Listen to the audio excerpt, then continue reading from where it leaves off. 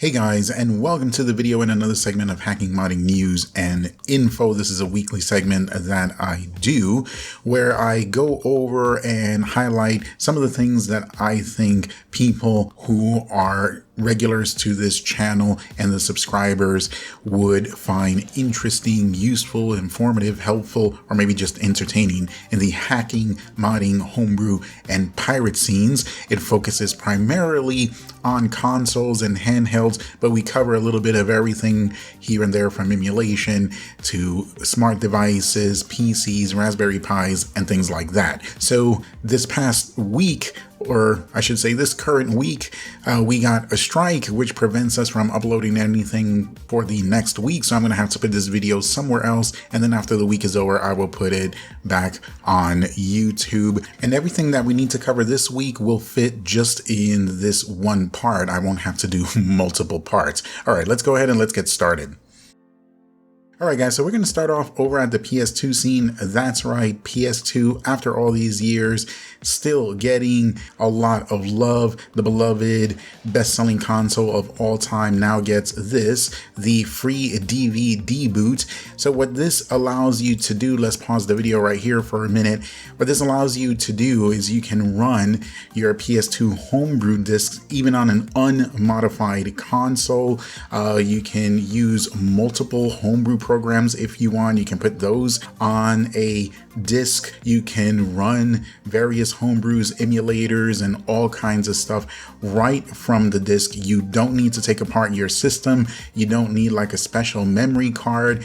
None of that stuff. This is pretty simple and straightforward. The basic instructions and the custom disk setup and all that good stuff is here at the GitHub. There's also this page here that gives you even more detailed information and some instructions as well. And then you have a couple of videos. I will link all four of these things down in the description. It's good to see that after all this time, the community is still active and we're still getting things like this. This is a pretty big deal, and I'm glad there are people out there who are still showing it plenty of love and attention.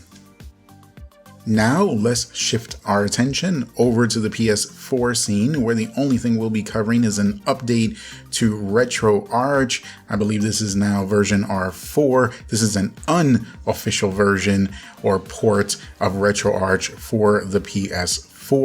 It's designed for those of you who have a PS4 on 5.05. It's based on one of the more recent versions of RetroArch 1.8.8. Now, before you use this, if you have not used it before, keep in mind that, you know, the main selling point here is 21 cores added. Of course, like 4 of those cores will actually work, because the goal of this individual, as it is many times with these developers with RetroArch who port it over to things that are unofficially supported, the goal is just to add as many emulators as possible, whether they work or don't. So there is a high probability that many of these emulators will not work.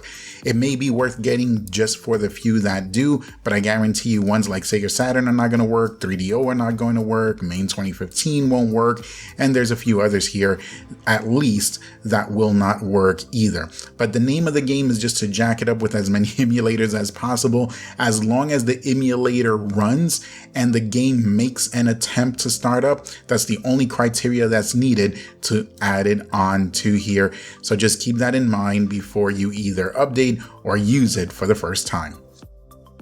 And now we'll head on over to the Vita scene, where we see a couple of updates. First to Daedalus X64, which is an N64 emulator. It's now on version 0.4, and wow, they have done a lot with this latest update. Now I'm here at Logic Sunrise, which, as a reminder, the site is in French, so if you plan to visit it, you may have to translate like I did. But the reason why I came here is because they posted up the massive changelog that looks like it goes on for an eternity. Just take a look at this.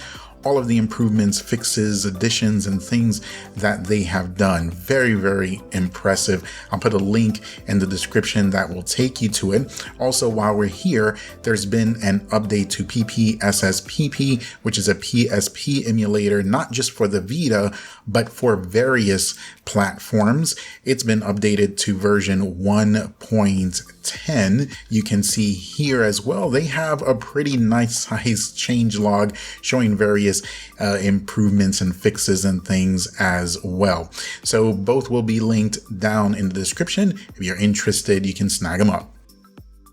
Now we'll focus over on the Switch, and not much going on, but a couple of things I want to mention. First, I did a couple of videos this past week regarding the Cosmos clones. We all know Cosmos is unfortunately dead, but some clones, and some very nice ones, have sprung up. The 3 most popular ones I put up against each other. I tested each one. One of them was completely disqualified, and then the one that I decided to go with, I spent a little while explaining why I chose it. Anyway, there's a lot more details and stuff in this video here, and then in this latest one that I did actually yesterday, for those of you interested still using Cosmos, I show you how to convert or transition over from Cosmos to Deep Sea, which is the one, spoiler alert, that I chose, and it's absolutely fan-freaking-tastic.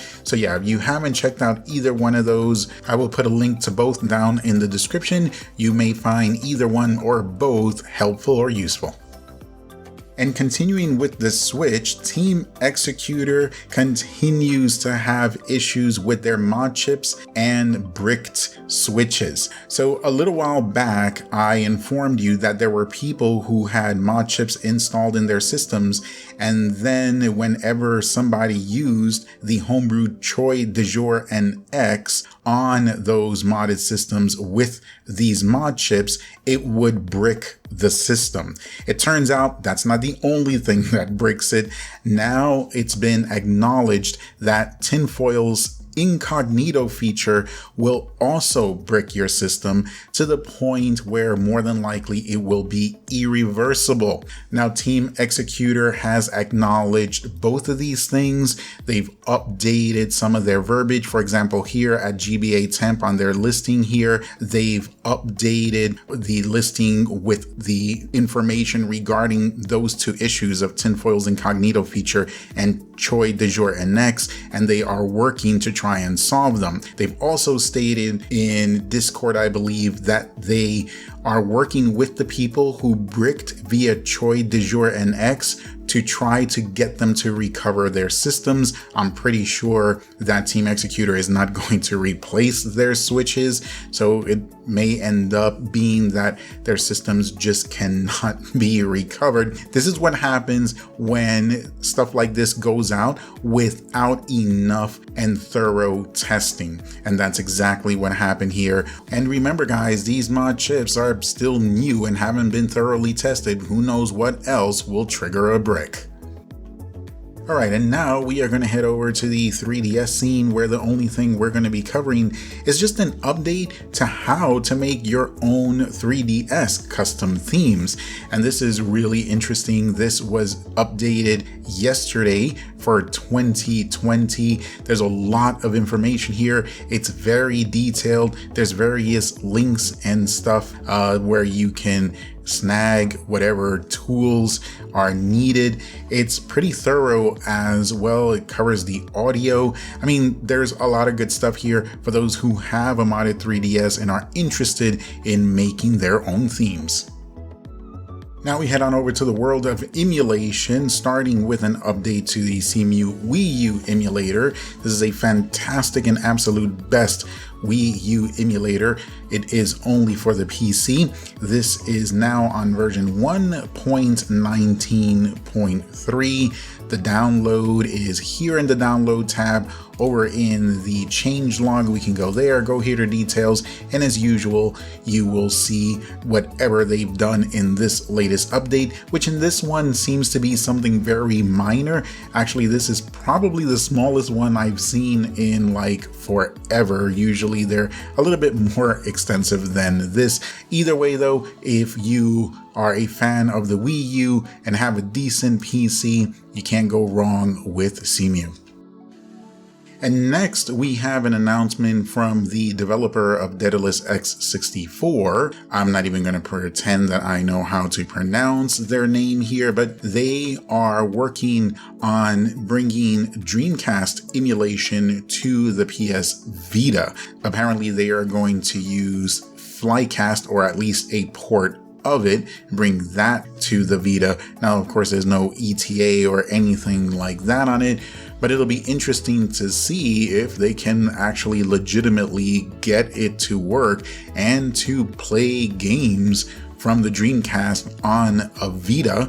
Next up, we have some news from Libretro and a huge update to MuPen 64 Plus, or MuPen 64 Plus Next version 2.1. There's some really important information here. Make sure you read that over if you plan on using it or use it already. There's a lot of information here that's been released regarding this core. They've also posted up some benchmarks here.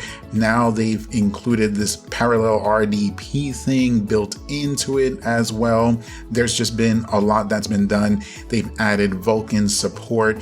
You can check here all the bug fixes and changes just for this core alone that were done in this latest update, and it's very impressive. They do mention that if you want to get the best experience out of any N64 emulator on RetroArch, to make sure that you use this one. I'm going to be using it as soon as this video gets posted. And lastly, we will wrap up this week's segment with one miscellaneous mention. A little bit more information here has leaked regarding Microsoft's next-gen Xbox, or should we say Xboxes. Now, you may have already heard that apparently there's a second next-gen Xbox that's being worked on that is a less powerful version of the Xbox Series X. This one is being called codename Lockhart. Here we get a little bit more information. Apparently it will only have 7.5 gigs of usable RAM. That means it's probably going to come with 8. It will also have a slightly underclocked CPU speed, and around 4 teraflops of GPU performance can be expected. Now, when you compare that to the Xbox Series X, that one, of course, is going to come with 16 gigs of RAM, 13.5 will be usable, and you can expect around 12 teraflops of GPU performance. Now, apparently this Lockhart Xbox is going to be targeted for those people who mainly do 1080p or 1440p gaming, which is, understandable, but half the RAM, also a slower CPU, and a huge loss in teraflops. I don't know if that's going to be worth it. That puts it right around where like the PS4 Pro and the Xbox One X are right now. So we'll see how that's going to do. So it's possible that at launch we could see 3 different types of consoles: an Xbox Series X that comes with optical drive, without one, and then this Lockhart. And that is going to do it for this week's episode, guys. I appreciate you watching. And if you found anything here informative, useful, helpful, or maybe just entertaining, or you just want to throw some love or appreciation to the channel, of course, the best way to do that, as always, is just to hit that like button and maybe subscribe if you haven't already. Much love going out to everyone. Be careful out there, be safe, but have fun, and we will see you on the next one.